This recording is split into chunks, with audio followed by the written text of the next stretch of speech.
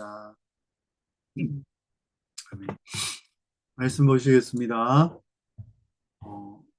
계시록 8장 6절에서 10장 4절인데요. 8장 일부분과 그리고 10장을 읽겠습니다. 제가 읽습니다. 일곱 나팔을 가진 일곱 천사가 나팔 불기를 준비하더라. 첫째 천사가 나팔을 부니 피 섞인 우박과 불이 나와 땅에 쏟아지매 땅의 3분의 1이 타버리고 수목의 3분의 1도 타버리고 각종 푸른 풀도 다 타버렸더라. 일곱째 천사가 나팔을 부니 불붙은 큰 산 같은 것이 바다에 던져지니 바다의 3분의 1이 피가 되고 바다 가운데 생명 가진 피조물들의 3분의 1이 죽고 배의 3분의 1이 깨지더라. 셋째 천사가 나팔을 보니 횃불같이 타는 큰 별이 하늘에서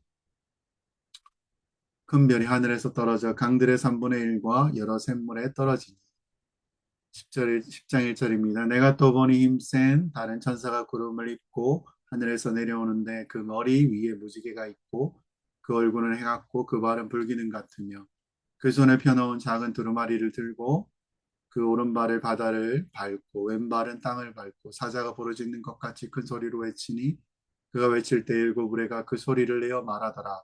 일곱 우레가 말할 때에 내가 기록하려고 하다가 곧 들으니 하늘에서 소리가 나서 말하기를 일곱 우레가 말하는 것을 인봉하고 기록하지 말라 하더라. 아멘. 오늘은 좀 깁니다. 8장 6절에서 10장 4절까지입니다. 지지난주에 보았던 말씀을 보면요. 일곱인이 떼어졌고 하늘이 잠잠해졌다는 것입니다. 그리고 성도의 기도가 향과 함께 하늘에 올라가며 하나님께서 그 기도를 들으신다는 것입니다. 그리고 천사가 그 향로의 불을 땅에 쏟자 하나님의 심판이 시작되고 이것은요 하나님께서 자기의 백성의 기도에 응답하시는 것이고 악을 심판하심을 보여주신다는 것입니다. 하나님 나라 교회는 어떻습니까? 고난 가운데 십자가 승리를 믿습니다. 기도를 포기하지 않습니다. 하나님의 공의로운 심판과 그 나라를 완성하며 기다려야 한다는 것입니다. 사랑하는 지체 여러분, 계시록 인 나팔 대접 심판이 반복해서 등장을 합니다. 오늘 가운데에도요. 이것은 전혀 다른 심판이라기보다는 하나님의 구원과 심판 계획을 점점 더 구체적으로 보여주는 구조라는 것입니다. 특별히 나팔은 성경에서 전쟁과 심판을 알리는 동시에 사람들에게 깨어 회개하라 외치는 경고의 소리였다는 것입니다. 그것이 8장부터 시작되어지는 나팔 심판은요, 땅과 바다, 강, 하늘까지 임하게 됩니다. 그리고 9장에는요, 무적행이 열립니다. 황충과 마병대가 등장하고 심판의 모습이 더 강렬해집니다. 근데 중요한 것은요, 이 모든 심판조차 하나님의 주권 아래 있다는 사실입니다. 사단과 악한 세력도요, 마음대로 움직이는 것이 아니라 하나님께서 허락받은 그 범위 안에서만 움직인다는 것입니다. 그리고 이 심판의 대상은요, 하나님의 인치심을 받은 백성이 아니라 하나님을 대적하며 끝까지 회개하지 않는 자들입니다. 그렇다면 십자가의 피로서 구원받은 우리 교회는요, 이 심판의 시대에서 어떻게 살아가야 하는 것입니까? 교회는 단순히 우리 구원받았으니까 다 괜찮아 하며 세상과 떨어져 살아가는 공동체는 아닙니다. 10장부터는요, 하나님께서 구원을 받은 교회에 말씀을 맡기시고 그 말씀을 세상에 선포하도록 또 부르시는 모습을 또 보여주기 시작합니다. 오늘 설교 가운데는 없습니다. 십자가 구원받은 교회는 하나님 나라의 복음을 가지고 세상 속에서 보냄을 받은 공동체라는 것입니다. 오늘 이야기 가운데 먼저 할 내용은요. 우리나라 가운데서 상징적인 목사님이 계십니다. 특별히 여러분이 계십니다. 기독교 하면 많은 분들이 다 있지만 그 중에 아무도 거부하지 않고 존경하는 분이 있습니다. 손양원 목사님입니다. 일제감정기 때에도 그리고 6.25 전쟁 때에도 계셨던 분입니다. 이분을 보게 된 이유는 무엇입니까? 나병입니다. 나병이 있었고요. 문둥병이라고 부르는 그 병이 있는 환자들을 아무 조건 없이 찾아가서 그 환자들을 위해서 사셨다는 것입니다. 그리고 그분은요, 사랑과 용서와 마지막 순교까지의 모든 것의 상징이라는 것입니다. 이 손영원 목사님의 인생을 돌아보면 그리스도의 사랑이 어느 정도 대단하냐라고 할 때, 그래서 손영원 목사님을 그 대표적인 인물로 듭니다. 근데요, 이 손영원 목사님의 가장 모습 중에 드라마틱하게 나타나는 모습이 오늘 우리가 읽었던 공부하는 이 장면 중에 하나입니다. 어떻게 우리와 이것을 대비할 수 있습니까? 계시록 8장부터 11장까지의 내용인데 오늘은 10장까지입니다. 손영원 목사님 한 분이 수십 년 전 분이고 우리는 요한계시록을 보고 있습니다. 계시록과 손영원 목사님의 모습을 우리가 생각할 때요. 그냥 우리가 할 수 있는 것은 이것입니다. 교회 성도들의 정체성 그리고 그 성도들의 위대함이 어디에서 드러나는지를 우리는 알 수 있다는 것입니다. 손양호 목사님은 그 어떤 모습으로도요, 많은 사람에게 하나님께 영광을 돌렸는지 우리는 잘 압니다. 오늘의 나팔 심판, 계시록에서 크게 세 가지 심판이 있습니다. 무엇입니까? 인심판, 나팔 심판, 대접 심판입니다. 생각해 보면요, 도대체 인나팔 대접이라고 하는 이 심판은 상징일 것이 당연합니다. 왜 그렇습니까? 굳이 계시록에서 인 말고 뭐 다른 거 물병, 뭐 아니면 카드, 지갑 이런 상징도 있겠죠. 근데 계시록에서는 굳이 이렇게 인, 나팔, 대접이라고 했겠습니까? 인이라고 할 때 여러분 기억하셔야 될 것이 있습니다. 봉인입니다. 가두어 놓은, 묶어 놓은 인은 보통 어디에 많이 씁니까? 비밀 문서에 많이 쓴다는 것입니다. 요한이요 상징적으로 인이라고 하는데 이 문서, 비밀 문서는 무엇입니까? 하나님의 구원 계획이 숨겨져 있는 것입니다. 하나님의 구원과 심판이 감추어져 있는 것입니다. 하나님과 예수 그리스도만 아신다는 것입니다. 그리고요 그 계획을 하나님이 예수님께 알려주셨다는 것입니다. 그래서 그 봉인이 풀렸다는 뜻으로 인이라고 보통 이야기하고 그리고 생각한다는 것입니다. 이 봉인된 걸 풀었다는 것입니다. 이 말은 무엇입니까? 하나님의 계획이 풀어졌다는 것입니다. 그래서 인이라고 하는 것이고요. 나팔은 무엇입니까? 이스라엘 백성과 연관이 많습니다. 전쟁을 선포할 때, 회개를 선포할 때 어떻게 됩니까? 레위기 때요, 대속죄일이 있습니다. 레위기서에 보면, 16장에 보면 1월 1일, 우리는 1월 1일 뭐 신정이라고 하는데요. 근데 이스라엘은 7월입니다. 그때 나팔이 붑니다. 새로운 해가 시작될 때. 모든 국민이 회개하라는 얘기로 나팔을 불면서 하는 행사라는 것입니다. 그리고요, 전쟁이나 심판의 내용이고, 그리고 하나님께서 너희를 치실 것이다. 회개하라. 라는 여러 가지 의미로 나팔을 불었다는 것입니다. 나팔도 뭐라고 하는 것입니까? 나팔의 의미로 보면. 깨어라, 정신 차려라. 하나님의 심판이 담겨 있다는 의미로 굳이 나팔을 쓴 것입니다. 그럼 이해가 되죠? 그럼 하나님의 백성은 나팔하며 하나님의 심판과 회개를 생각하고 대접은 무엇입니까? 컵이죠. 우리로 말하면 어떻게 보면 대접일 수도 있고요. 그것이 중요한 것이 아닙니다. 이것이 대접이 의미하는 것이 무엇이냐는 것입니다. 심판에서 쏟아 부었다는 것입니다. 그릇이 중요한 게 아니고요. 담겨져 있는 것을 쏟는다. 즉 하나님이 심판하는 행위에 초점을 맞추는 것입니다. 그리고 이 세 가지 심판을 이야기합니다. 봉인을 해제했죠. 출입이나 어떤 제한된 구역에서 인봉된 두루마리에 딱 붙여져 있는 그것을 어떻게 했다고요? 예수님이 푸셨다는 것입니다. 근데 그게 어떤 내용입니까? 하나님의 구원 계획이라는 것입니다. 그래서 풍성하게 그것들을 설명하고 있다는 것입니다. 어떻게요? 나팔 심판으로 더 확대하고 대접 심판으로 더 확대하고 어떤 심판이든 무엇입니까? 한 개의 심판과 똑같이 동일하게 이야기한다는 것입니다.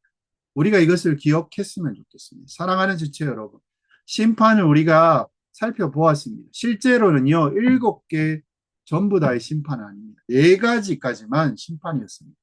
이게 의도되었다는 것입니다. 7이라는 숫자는 무엇입니까? 하나님이 온전케 완전하게 반드시 꼭 심판하신다는 것입니다. 그 중에 무엇이 있습니까? 특이하게도 심판을 말하면 이런 것입니다. 어떤 부모가 아이에게 혼을 내죠. 당연하죠. 회초리로 너 안 되겠다. 좀 맞아야 되겠다. 손을 맞자 해서 한 대, 두 대, 세 대, 네 대, 다섯, 7대만 맞자라고 때리기로 한 것입니다. 6가지 하고 안 때립니다. 그리고 며칠 후에 때릴게. 그럼 아이 입장에서 좋을까요? 나쁠까요? 거꾸롭겠죠. 빨리 맞고 끝내고 싶은데 6대를 때리고 그리고 안 맞은 동생에게 가서 화해하고 사랑해주고 너는 괜찮아. 쟤는 맞았지만 너는 안 맞아. 그리고 맞지 않는 형이나 누나에게 너는 잘했어 이러는 겁니다. 그리고 형이나 누나 혹은 동생이 안 맞은 가족 중에요. 한 명이 위로를 한 다음에 마지막 일곱 번째는요, 회초리가 아니고 몽둥이를 가져와서 한 대 때린다는 것입니다. 이렇게 말하는 것입니다. 이게 심판인데 이상해요. 여섯 대까지는 회초리로 아프긴 하지만, 근데 일곱 대 맞으면 죽을 것 같아요. 이상하다는 것입니다. 잘못한 사람이 있는데 가족은 예외인데 죄인으로 보면요, 일곱 대를 맞아야 되는데 여섯 대만 맞은 다음에 오히려 이 사람이 악한 죄를 괴롭혔던 괴롭힘을 받았던 사람들을 위로해주고 마지막 일곱째 때는 굉장히 센 매를 때립니다. 일곱 번째 매를 맞고 그는 어떻게 될까? 죽는 것입니다. 심판의 구조가 이렇대요. 인심판은요, 여섯 개 동시에 하고 갑자기 하나를 여섯 번째까지 하고 갑자기 화면을 어디로 옮깁니까? 심판이 다음에 하늘로 옮겨집니다. 하나님의 백성이 지금 어떤 상태이냐?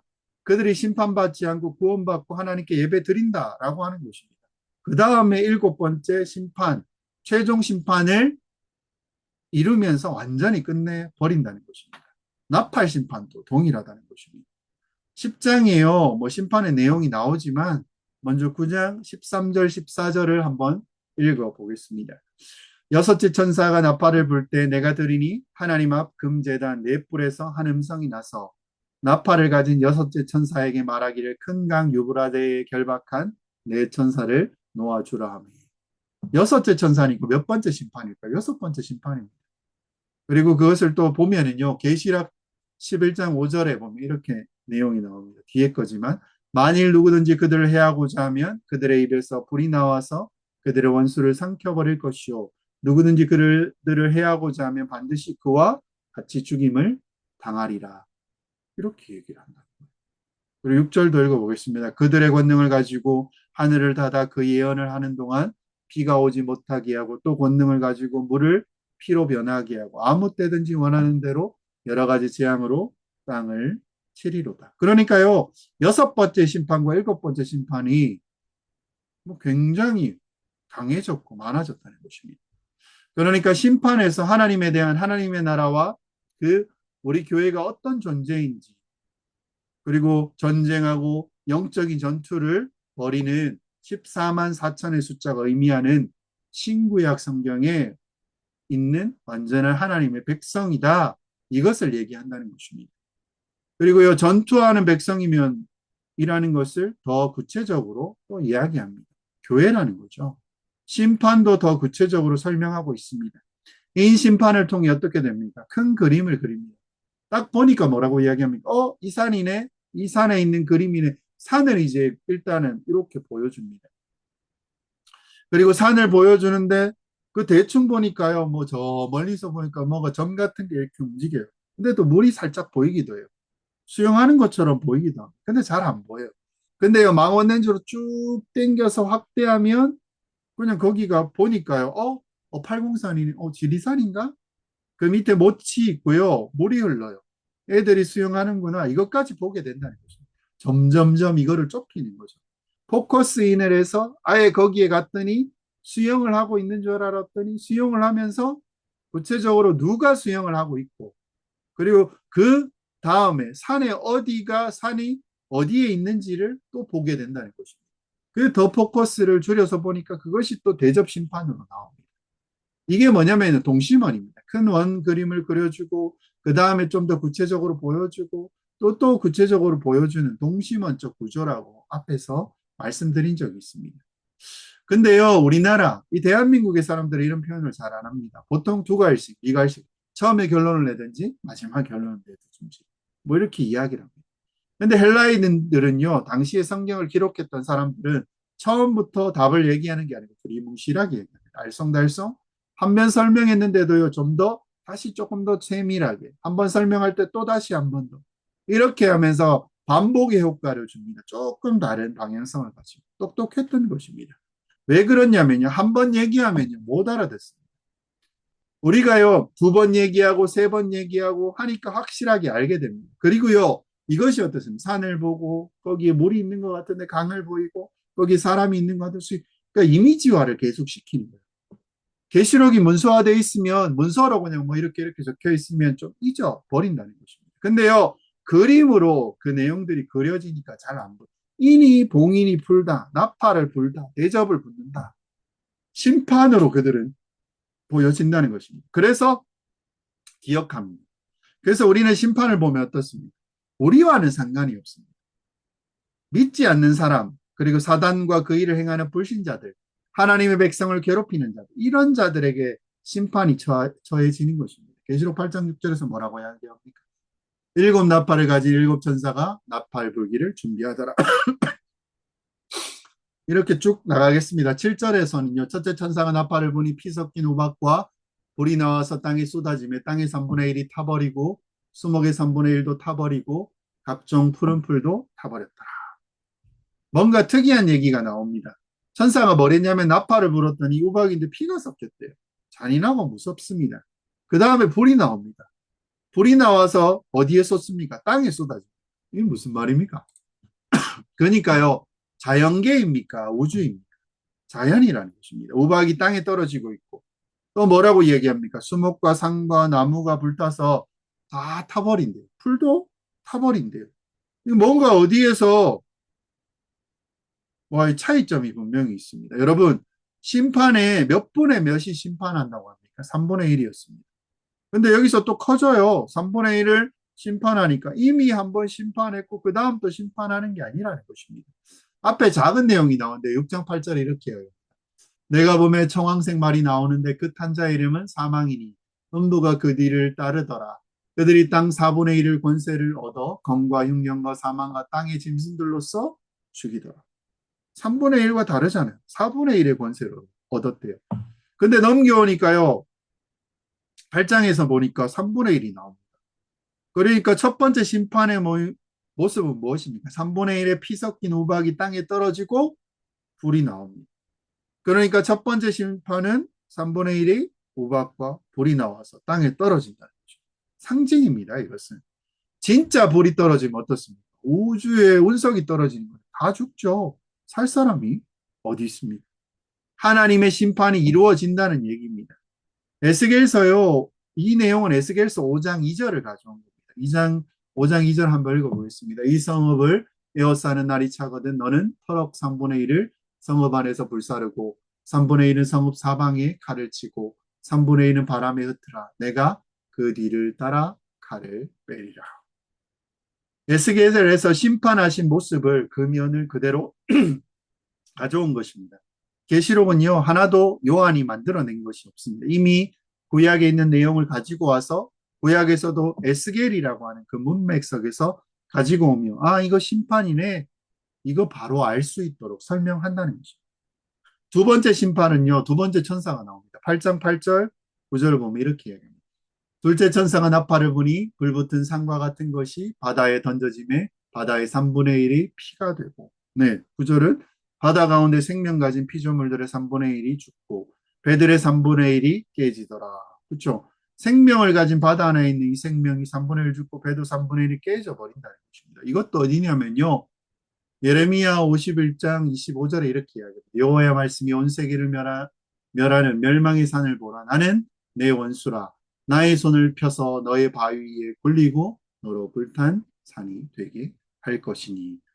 에 나와 있는 말씀을 설명하는 것입니다. 두 번째 심판도 어디에 있습니까? 지금 심판이 내려지고 있는 불붙은 큰 산. 그러니까요, 진짜 하나님의 진노의 모습입니다. 불붙은 큰 산 같은 것이 어디에 던진다고요? 바다에 던져요. 예수님도 비슷한 말씀하셨죠.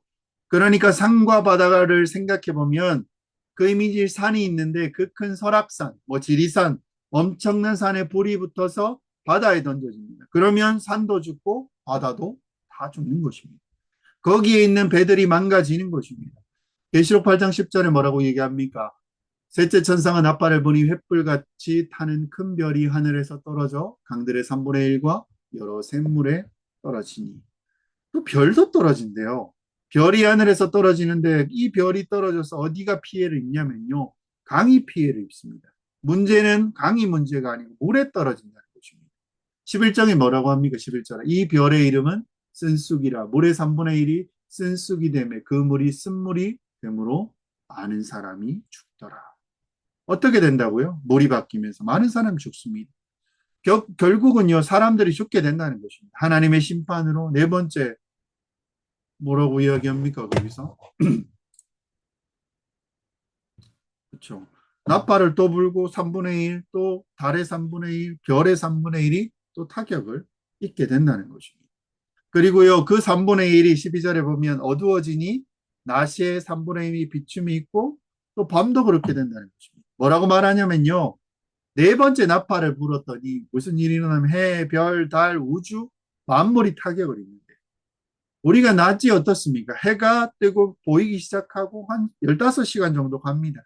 더 길어질 때도 있고요. 근데요, 8시간만 낮이고 8시간이 또 밤이고 기상까지 이제 문제가 생기긴다는 것입니다.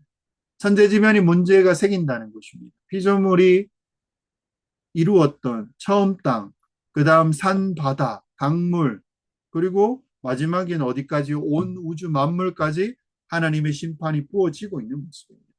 근데요, 문제는 아직 끝나지 않았다는 것입니다. 심판이 안 끝났대요. 갑자기 독수리가 나타나서 13절에 뭐라고 얘기합니까?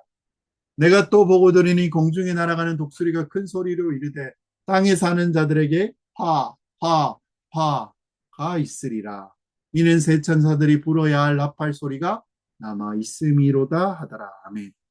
독수리가 나타나요. 뭐라고 말하냐면요. 화, 화, 화 이렇게 말합니다. 큰일 난 거죠. 진짜 큰일 났어. 어떻게 이걸 지금 강조하고 있다는 것입니다. 세 번이나 화라고 이야기합니다. 난리 났어. 난리 났어. 왜 그렇습니까? 심판이 아직 다 끝난 것이 아니래요. 네 번째 심판은 도대체 이것보다 얼마나 더 어마어마하냐는 것입니다. 땅도 바다도 사람도 다 죽어나가잖아요. 근데 우주까지 망가지고 마지막에 어떻습니까? 끝난 게 아니래요. 사랑하는 지체 여러분. 심판에서 네 개의 심판 있죠. 청황색 말, 뭐 흰말, 검은 말, 붉은 말, 청황색 말 가지고 네 개로 끝나고 다섯 번째는 뭐라고 얘기합니까? 성도들의 기도가 나오고 이랬다는 것입니다. 근데요, 나왔던 그 내용은 여기는 없어요. 이제 문제입니다. 더 큰 일이 났다. 너네 예수님께서 바리새인들에게 화 있다라고 얘기했을 때 일곱 번이나 너희에게 화가 있을 것을 말씀을 하시는 것이 여기 나옵니다. 삼위일체 삼도요 완전수입니다. 너희 큰일 났다. 그 세 번을 얘기하시는 것입니다. 부장에 보면요 두 개의 심판 그리고 다섯 번째 여섯 번째 심판이 어떤 것이 나타나는지 보여주십니다. 부장 1절에 뭐라고 이야기합니까?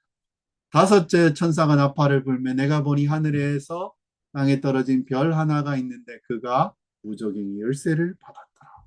2절에 뭐라고 해요? 그가 무적행을 여니 그 구멍에서 큰 화덕의 같은 연기가 올라오매 해와 공기와 그 구멍으로 연기로 말미암아 어두워지며 또 황충이 연기 가운데로부터 땅 위에 나오매 그들이 땅에 있는 정갈의 권세와 같은 권세를 받았더라. 그들에게 이르시되 땅에 풀이나 푸른 것이나 각종 수목을 해하지 말고 오직 이마에 하나님의 인침을 받지 않은 사람만 해하라 하시더라. 그러나 그들을 죽이지 못하게 하시고 5달 동안 괴롭게만 하시게 하시는데 그 괴롭게 함은 정갈이 사람을 쏠 때 괴롭게 함과 같더라. 그날의 사람들이 죽기를 구하여도 죽지 못하고 죽고 싶으나 죽음이 그들을 피하리로다. 아멘. 무섭습니다. 말만 들어도 끔찍한 얘기입니다. 소름이 끼치도록 무서운 상황. 왜 그렇습니까? 별이 떨어졌대요. 있잖아요. 하늘에서 하나님께서 심판을 하시는데요. 천사가 천사인가요? 아닌 것 같습니다. 왜 그렇습니까? 무적행의 열쇠라는 말이 나오는데요. 무적행은 무엇입니까? 한국말로 무슨 뜻입니까? 없을 무, 바닥, 저, 그렇죠. 갱, 구덩이. 그러니까 끝 없는 구덩이가 있는데 그게 바닥이 없대요. 그러니까 지옥 뭐 이런 뜻일수록 볼 수도 있습니다. 구약에서 말하는 깊은 바다라는 표현이 있습니다. 깊은 바다가 좋은 의미는 아니고요. 바다에서 막 누가 올라온다. 그 다음에요. 우리가 뭐 살펴보면요. 깊은 바다에 있는 사람들의 생각은요. 어떻겠습니까? 바다 깊에 사람이 있다. 죽은 거죠. 굉장히 부정적인 생각을 가지고 있습니다. 헬라 당시에는요. 깊은 바다라는 것, 악한 영들의 감옥으로 이야기를 하기도 합니다. 돼지가 바다에 뛰어들듯이. 사단이 그곳에 있는 곳이고요. 지옥을 보통 이야기할 수도 있습니다. 근데 지옥이라는 개념은 조금 다릅니다. 무저갱이라는 것은 임시로 있는 곳이거든요. 진짜 지옥은요, 하데스라고 해서 진짜 감옥이 있습니다. 무저갱에서 풀려난다라는 얘기도 있고, 완전히 그가 묶이는 나중에 이제 진짜 감옥이 나옵니다. 악한 사단은 악한 사단은 하나님께서 가두어 놓은 곳입니다. 악한 자들과 악한 사단. 그러니까 이것을 누구에게 열쇠를 받은 것입니까? 무조갱의 열쇠는요, 사탄이 왕이 아닙니다. 누가 왕입니까? 그 무종에게 열쇠를 누가 받습니까? 당연히 하나님께 받았을 것입니다. 무적행의 열쇠, 마치 그냥 오해하면 안 됩니다. 지옥의 그 왕을 사람들은 보통 누구라고 생각합니까? 우리로 말하면 뭐죠? 염라대왕이죠. 뭐 위로 말하면 옥황상제. 그렇게 생각을 합니다. 지옥에 대해서 얘기한 적은 성경은 거의 없습니다. 옥황상제가 우리는 뭐 알죠? 뭐 뭐죠? 영화 신과 함께라는 영화가 있습니다. 불교의 지옥도라는 그림을 가지고 그 영화를 만들었대요. 작가가 사람들의 이 모습을 보고 그 상상을 펼쳐낸 것입니다. 그래서 나쁜 말을 많이 하는 사람 혀에 못을 꽂고 혁을 해하고 지지고 땡기고 안 죽습니다. 함부로 죽인 사람은요, 돌을 굴러 올라갔는데 그게 이제 굴러 내려오면서 또 도망가면서 또 죽고 근데 또 살아나고 다시 돌을 굴려 올리고 이렇게 되는 것입니다. 인간의 잔혹이 나중에 잔혹함이 사후세계에서 어떻게 펼쳐진다라는 것을 보여줍니다. 이 영화에서는 염라대왕이 그 지옥을 관찰하고 있다는 것입니다. 근데 지옥에 대해서 뭐 이렇게 보여주긴 하지만 비춰지긴 하지만 결국은요, 벌을 받는 곳이라는 것입니다. 사단도 거기서 벌을 받는 곳입니다. 다스리는 것이 아니고. 그리고 그 지옥조차 다스리는 분이 누구십니까? 하나님이십니다. 근데 1절에서 나옵니다. 땅에 떨어진 별, 사탄 같은 존재가 사탄이 내려왔어요. 그냥 내려와서 무엇을 합니까? 열쇠를 받았다는 것입니다.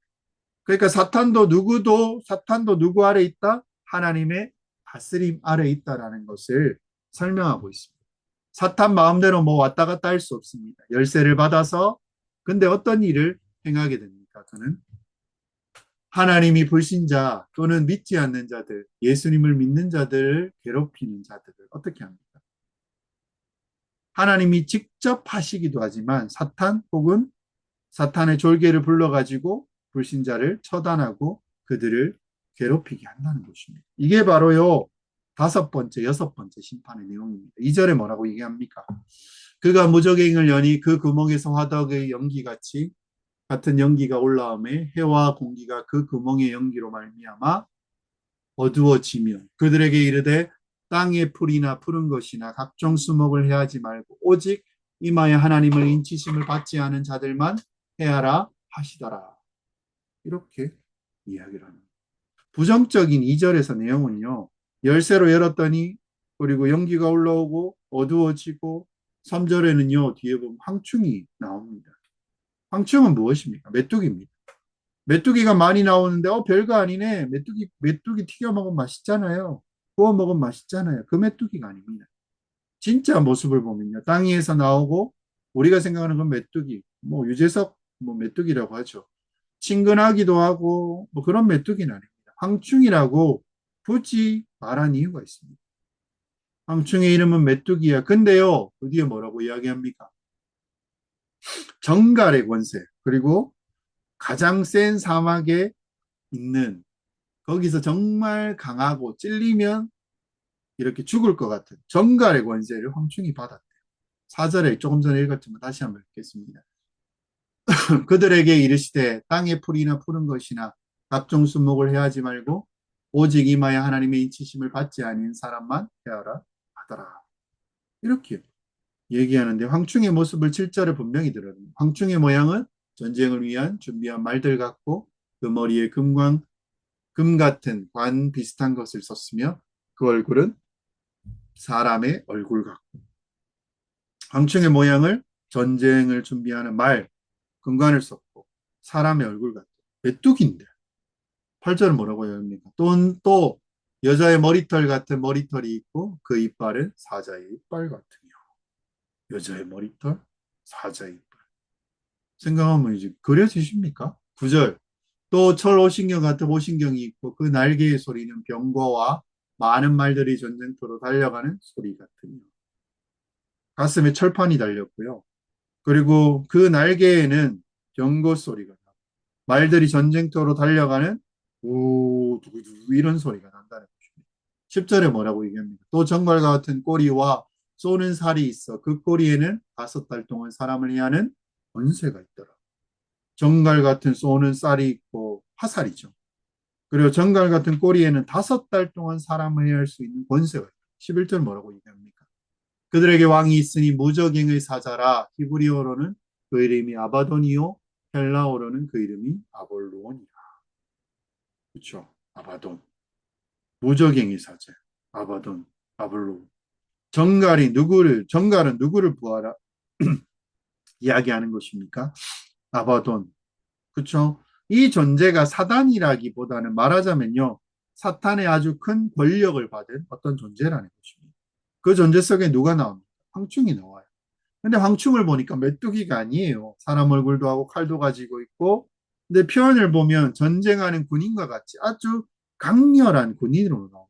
사랑하는 지체 여러분. 메뚜기와 군대를 생각해 보세요. 첫 번째 재앙엔 뭐라고 얘기했습니까? 피가 나온대요. 강이 또 피로 변하고. 심판, 요 혹시 기억나는 심판이 있습니까? 뭐와 연결됩니까? 땅에 쏟아졌더니 나일강이죠. 그 재앙이 어디입니까? 말하면요, 그 재앙처럼 큰 심판을 보여주는 것입니다. 애굽의 10가지 재앙. 10가지 재앙의 대상은 누굽니까? 이스라엘입니까? 애굽 사람입니다. 애굽 사람들이고 이 심판을 굳이 가지고 오는 것입니다. 메뚜기 떼가 와가지고 싹 다 먹어버리잖아요. 황충이라고 설명 안 해도 되는데 굳이 황충이라는 표현을 씁니다. 피라는 말을 굳이 씁니다. 강에 떨어진다는 말을 씁니다. 많은 사람이 죽는다고 표현합니다. 왜 대적을 향한, 왜 그렇습니까? 대적을 향한 심판이라는 거예요. 이스라엘이 아니고요. 애굽을 향한. 그리고 이 심판이 군대로 나오잖아요. 이건 애국 군대. 우리로 이 계시록을 보면 로마 군대를 생각하게 한다는 것입니다. 로마 군들이 아주 처참하게 고통당하게 될 것을 보여줍니다. 그러니까요, 그들이 5번째 심판은 어떻습니까? 아, 심판의 모습이 이렇게 되었구나. 하나님의 백성을 향한 심판이 아니고 믿지 않는 자들을 향한 심판이구나. 또 하나님을 대적하는 자들을 향한 심판이라는 것을 알 수 있게 된다는 거죠. 그게 뭘로 나오냐면요. 증명되냐면요. 9장 4절에 이렇게 하겠습니다. 그들에게 이르되 땅에 풀이나 푸른 것이나 각종 수목을 해하지 말고 오직 이마에 하나님의 인침을 받지 아니한 사람들에게만 해하라 하시더라. 그렇죠. 이런 내용이에요. 그리고 5절에는 또 이렇게 이야기를 합니다. 그들이 죽지 못하게 하고 하시고 5달 동안 괴롭게만 하시는데 그 괴롭게 함을 정갈이 사람을 쏠 때 같이 괴롭게 함과 같더라. 정갈이 사람을 쏘이면 어떻습니까? 저는 잘 모릅니다. 지네한테 물려도요. 제대로 물리면 팅팅 엄청 아프다는 것입니다. 정갈은 더 하겠죠. 볼에만 쏘이면 죽을 수도 있습니다. 마비될 것이고. 그리고 그 고통이 있대요. 근데 누구를 해하지 말라고요? 인치심을 받지 않은 자들만 해야라는 것은 인침받은 자들 해하지 말래요. 하나님의 인침과 인본과는 조금 다르다는 것입니다. 여러분, 인심판의 그 인은 아닙니다. 인치심을 했을 때. 한국말로 보니까 헷갈릴 수 있는데요. 인심판은요, 두루마리로 딱 포장된, 포장지 요즘 뭐, 그 배달 올 때 이렇게 하잖아요. 뜯으면 찢어지게 돼요. 그걸 이야기하는 게 인심판이고요. 여기는요, 치는 이는 무엇이냐면 소나 돼지 가운데 도장을 찍잖아요. 이거 누구 거야라는 것이 1등급, 2등급. 그 인치심입니다. 하나님의 이마에 하나님의 백성의 인치심을 받았다는 것은 무엇입니까? 하나님의 백성이라는 뜻입니다. 하나님의 인치심을 받지 않았다는 것은 하나님의 백성이 아니라는 것입니다. 다시 말하면요. 예수님을 믿는 자, 믿지 않는 자 이것을 제대로 신명기서에서 말씀드렸던 것 같습니다. 손목, 미간, 손목에 찍히는 것. 지난주인가요? 말씀드렸죠. 하나님의 백성이라고 하는 것. 그래서 지금 여기는 뭐라고 이걸 분명히 얘기하냐면요. 안 믿는 사람들만 해야 하는 거죠. 인침받지 않은 자. 누가 그런 권세를 주었냐면요. 하늘에서 하나님께 명령하신 것입니다. 그게 심판에서 너희에게 있을 것이다. 이 얘기를 하는 것이고요. 근데 여기서 끝나는 것이 아니고 뒤에 보면 어떻습니까? 첫 번째 화가 지나갔대요. 아직 화가 둘이 있대요. 갑자기 독수리가 아까 날아왔잖아요. 12절에서. 13절에 뭐라고 얘기합니까? 여섯째 천사가 나팔을 불매 내가 들으니 하나님 앞에 금제단 네 뿔에서 한 음성이 나서. 아멘. 네, 하나님 앞 백성들을 위한 인심판 얘기했었죠. 그리고 7장 1절에 14절에 뭐라고 얘기해요? 나팔 가진 여섯째 천사들에게 말하기를 큰강 유브라데에서 결박한 네 천사를 놓아주라 하며 이런 내용이 있었습니다. 근데 7장으로 가보면 7장 1, 2, 3절에 이렇게 해요. 이 이후에 내가 내 천사의 땅 내 모퉁이에 선 것을 보니 땅의 사방의 바람을 붙잡아 바람으로 하여금 땅의 바다나 각종 나무에 불지 못하게 하라. 또 봄에 다른 천사가 살아계신 하나님의 인을 가지고 해돋는 데로부터 올라와서 땅과 바다를 해롭게 할 권세를 받은 네 천사를 향하여 큰 소리로 외쳐 이르되 우리가 우리 하나님의 종들의 이마에 인치기까지 땅이나 바다나 나무를 해하지 말라 하더라. 이렇게 얘기해요. 여기서 뭐라고 얘기합니까? 말을 이야기 분명해야죠. 결박해서 천사들을 놓아버렸다라는 표현을 씁니다. 그렇죠? 9장 14절에. 그랬더니 네 천사가 놓으니까 어떤 일이 벌어지냐면요. 7절에 먼저 도장을 찍은 내용을 이야기했고 15절에 이렇게 해요. 네 천사가 놓였으니 그들은 그 년, 월, 일시에 이르러 사람 3분의 1을 죽이기로 준비된 자들이더라. 3분의 1을 죽는데요. 그리고 그 다음에요. 16절에 뭐라고 얘기합니까? 마병대의 수는 2만 만이니 내가 그들의 수를 들었노라. 어마어마한 숫자입니다. 그리고 17절에 뭐라고 얘기합니까? 이같이 환상 가운데 말들과 그 탄자들을 보니 불빛과 자주빛과 유황빛 호신경이 있고 또 말들의 머리는 사자머리 같고 그 입에는 불과 연기와 유황이 나오더라. 그렇죠? 로마 군인의 압제하는 그 군인의 모습이 이렇습니다. 그리고 세 가지 재앙이 자기 입에서 또 쏟아져 나온대요. 세 재앙. 18절에 또 이렇게 이야기합니다. 이 세 재앙 곧 자기 입에서 나오는 불과 연기와 유황으로 말미암아 사람의 3분의 1 죽어요. 19절. 이 말들의 힘은 입과 꼬리에 있으니 꼬리는 뱀 같고 또 꼬리에 머리가 있어 이것으로 해야 하더라. 어. 뱀 같고 꼬리도 머리도 있고 표현이 이 표현은 뱀이 나오면 사단에 관련된 존재라는 것을 보여줍니다. 다섯째, 여섯째가 다 사탄과 관련된 자들이 심판하는 것입니다. 누구입니까? 이마의 인침을 받지 않는 자들. 근데요, 사랑하는 지체 여러분, 이들이 대체 누구냐라고 할 때 한 번 더 언급을 합니다. 20절, 21절 보면 이렇습니다. 이 재앙을 죽지 않고 남은 사람들은 손으로 행한 일을 회개하지 아니하고 오히려 여러 귀신과 또는 보거나 듣거나 다니거나 하지 못하는 금, 은, 동, 목석, 우상에게 절하고 또 그 살인과 복술과 음행과 도둑질을 회개하지 아니하더라. 어떤 자입니까? 회개하지 않는 자들을 얘기하는 것입니다. 우상 숭배하고요. 세상 사람들과 똑같이 살아가고 회개하지 아니하고 그렇죠? 20절, 21절에 반복되는 것입니다. 결국 믿지 않은 불신자, 회개하지 않는 자에게 심판이 내려지는 것입니다. 여러 가지 모습으로 심판에 대해서 이야기가요. 우리를 향한 것이 아니라 누구를 향한다고요? 하나님을 대적하는 자들을 향한 것입니다. 그러니까요. 누가 이 심판을 가지고 믿는 성도들에게 조심해야 된다. 심판이 곧 임한다. 이런 걸 말할 수 있습니다. 조금만 봐도 우리는 알 수 있습니다. 그렇죠? 이거는 애굽의 10가지 재앙을 그 내용을 가져왔네. 애굽의 군대 얘기네.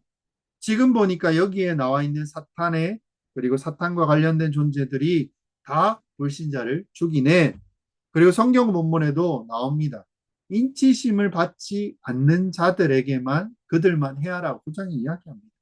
그 다음에 20절, 21절 믿지 않는 자들, 회개하지 않는 자들을 해하래요. 그러니까요, 믿는 자들은 어떤 일이 벌어집니까? 그게요, 이제 10장과 11절의 내용입니다.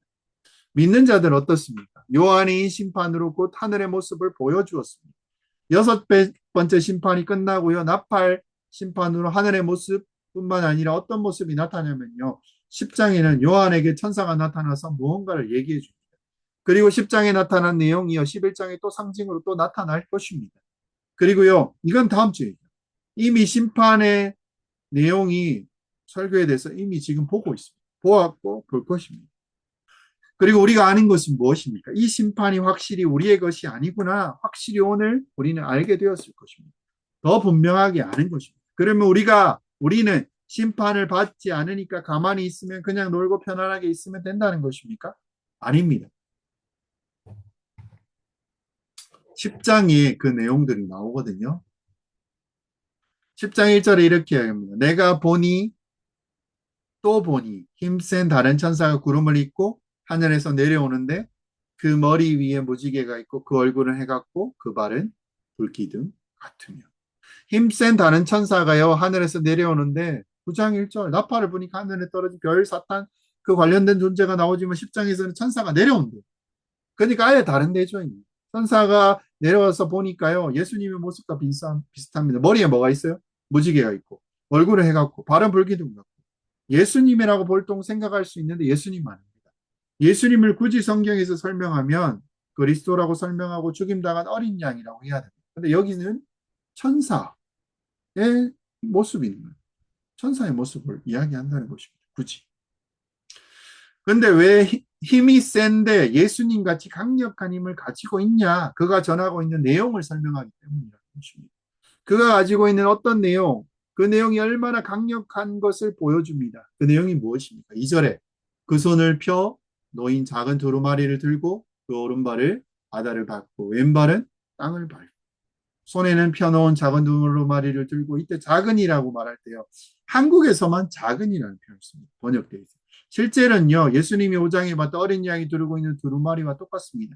근데 거기서는 큰 두루마리, 작은 두루마리 이런 말이 없습니다. 근데 어린 양은 두루마리로 가지고 있고 번역하는 분이 천사인데 어떻게 예수님과 같은 두루마리를 들 수 있느냐 해서 작은으로 번역을 했는데요. 실제는 5장과 똑같습니다. 결국 예수님이 죽임당한 어린 양이 펼던 그 두루마리를 펴서 어떤 일이 벌어집니까? 하나님의 계획이 선포되어지고 실행된다는 것입니다. 그리스도가 십자가에 죽으시고 부활하심으로 그 얘기가 시작된다는 것입니다. 2절에 뭐라고 얘기합니까? 그 손을 펴 놓인 작은 두루마리를 들고 그 오른발을 바다에 밟고 왼발은 땅에 밟고 3절에 하나 사자가 부르짖은 것 같이 큰 소리로 외치니 그가 외칠 때 일곱 우레가 그 소리를 내어 날아더라. 피조 세계를 다 통틀어 사자가 부르짖는 것 같이 큰 소리를 외치는데요. 그쵸. 하나님의 음성이 우레가 나오는데 그 소리가 내어서 말해요. 그 내용이 무엇인지 아십니까? 4절입니다. 일곱 우레가 말할 때 내가 기록하려고 하다가 곧 하늘을 들어 하늘에서 소리가 나서 말하기를 일곱 우레가 말한 것을 인봉하고 기록하지 말라 하더라. 오, 그가 말할 때 말을 들으려고 하늘에서 뭐라고 인봉하고 기록하지 마. 근데 누가 그것을 뜯습니까? 예수님이 뜯습니다. 그게 무슨 뜻입니까? 예수님이 십자가에 죽으시고 부활하셔서 그 모든 인봉하였던 그 계획들이 다 성취되었다는 것입니다. 그리고 우리는요, 믿는 자로서 그 가운데 그것들을 지키며 살아가면 됩니다. 근데 어떻게 가능합니까? 성령이 우리를 인도하시고 이끌어 가십니다. 교회 가운데 예배 드리고요, 하나님 앞에 나아가는 자들은 크게 두려워할 게 없습니다. 아니요, 기뻐할 일이죠. 이 상황들 자체가. 그렇다는 것입니다. 그렇게 살아가시는 여러분 되시기를 바랍니다. 몇 가지 적용해 보면 이렇습니다. 세상의 혼란보다도요, 하나님의 주권을 여러분 바라보십시오. 나팔인, 대적, 무적행의 열쇠를 받았고, 사탄도 하나님의 통치에 떠나서 하는 것 같지만요, 그 통치 아래 다 움직인다는 것입니다. 우리도요, 세상의 악과 혼란을 보며 두려움에 빠지지만, 십자가로 예수님께서 부활하고 승리하셨고, 지금도 다스리신대요. 두 번째 뭡니까? 하나님의 경고를 들으며 여러분, 날마다 회개하십시오. 심판을 알리지만요, 우상숭배, 살인, 복술, 음행, 도둑질, 회개하지 않는 자들이 있다는 것입니다. 교회는 다른 사람을 심판만 말해서는 안 됩니다. 자신도요, 그 죄 앞에 서서 십자가로 나아가야 됩니다. 회개는 우리를 정죄가 아니고요. 그리스도의 은혜로 돌아오게 하는 거죠. 하나님 죄를 지었구나. 주님 앞에 다시 회개합니다. 세 번째로 구원받은 교회는요. 세상의 복음을 전해야 합니다. 하나님께서 하나님의 심판으로 보호받았고 그리고 교회는 가만히 있어서 된 것이 아닙니다. 천사가요. 그 두루마리를 들고 나타납니다. 두루마리는 하나님의 어린 양, 그 계획을 통해서 그리스도의 내용이 무엇입니까? 예수 그리스도의 십자가가 그 부활로 이루어진 구원이 우리에게 있다는 것입니다. 복음을 맡은 공동체. 그걸 알고 들은 자는 하나님을 떠나서 정죄를 외치는 것이 아니고 십자가에서 죄인을 위해 죽으시고 부활하신 예수 그리스도를 전하며 그들을 초대하는 사명을 잊지 말아야 합니다. 사랑하는 지체 여러분. 계시록 자체가요. 심판을 이야기해서 무리를 공포에 빠뜨리게 하는 것이 아닙니다. 오히려 누군가 진정한 왕위를 보여주시고 세상이 아무리 혼란스럽고 악한 세력이 강하게 보일지라도 모든 역사는 하나님의 손안에 있다는 것입니다. 사단은 하나님의 허락 없이는 움직일 수 없습니다. 우리는 심판을 두려워하는 사람이 아니고요. 예수 그리스도의 십자가로 구원받고 하나님의 인치심을 받은 백성입니다. 그러니까요. 구원받았다는 사실은요. 세상과 무관해도 되나? 이게 아니고요. 우리에게 복음을 맡기셨다. 우리는 그 인치심을 받음으로 그 가운데 보호가 되어지고 하나님의 나라와 십자가 복음으로 세워진 가운데 우리가 그 인치심을 받은 존재로 주권을 믿고 날마다 십자가 앞에서 회개하며 하나님 알지 못하는 세상에 그리스도의 복음을 전하는 교회가 되어야 한다는 것입니다. 우리는 심판의 나팔이 지금 울려 퍼지고 있고요. 교회는 두려움이 아니고 그들에게 예수 그리스도 안에 구원이 있다라는 복음의 소식을 들려주는 자로 모두 세워지시기를 그리고 그것들을 의지하며 살아가는 여러분이 되시기를 주의 이름으로 축원드립니다. 기도 제목 나누고 기도하고 마무리하겠습니다. 세상의 혼란 속에서도 하나님의 주권을 믿게 하여 주시옵소서. 그렇죠? 악한 세력 가운데서 우리는 십자가 부활로 승리하고 예수님을 바라보면 됩니다. 말씀 앞에서 얘기하며 십자가로 하나님 돌아가게 해야 됩니다.